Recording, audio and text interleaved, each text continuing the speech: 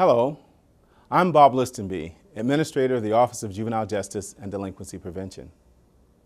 It seems fitting that at the beginning of this new year, the office is reaching out to the field in a new way through regular video messages from me.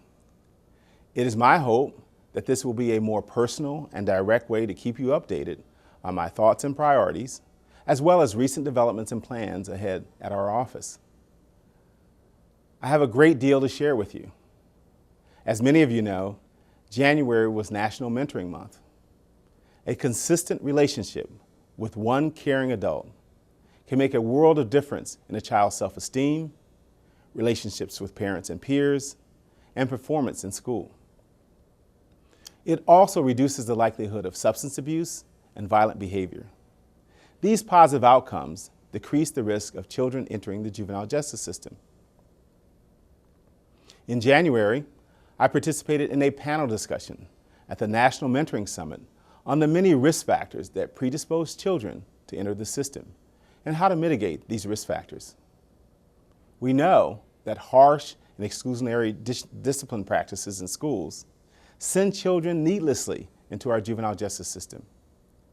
Through the Supportive School Discipline Initiative, our office and other components of the U.S. Department of Justice are collaborating closely with the Department of Education and private and philanthropic partners on many different fronts to ensure that discipline policies and practices are more productive, effective, and fair to students. One issue we are addressing is the disproportionate out-of-school suspension and expulsion of African American children and children who qualify for special education services. In January, the Justice and Education Departments issued joint civil rights guidance to states and counties to help meet their obligations under the Civil Rights Act and avoid discrimination in discipline policies. But all of us know that there are many, many other factors that push children into the juvenile justice system who don't belong there. To cite just one example, the science has now shown that regular exposure to violence can derail brain function in the developing child or adolescent, and the after effects, inability to concentrate, difficulties in school, difficulty negotiating conflict, difficulty controlling impulses, a higher risk for depression and substance abuse.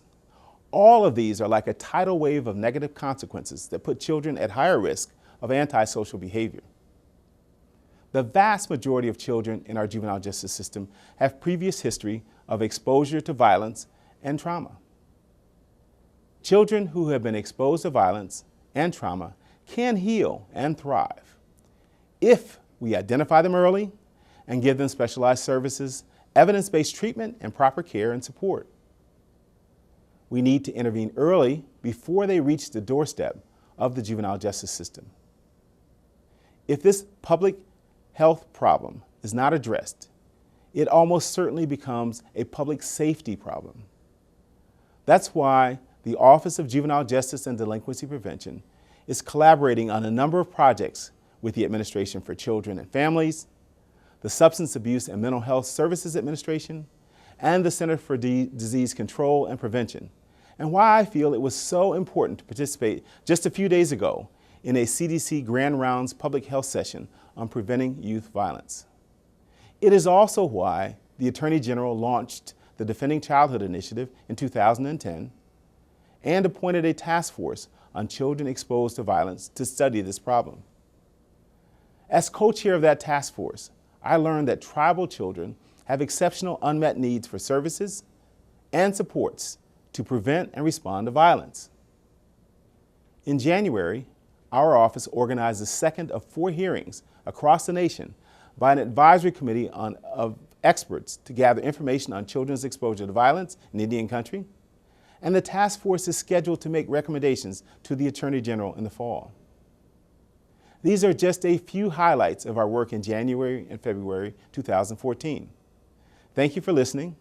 I look forward to keeping in touch this way on a regular basis in the months and years ahead.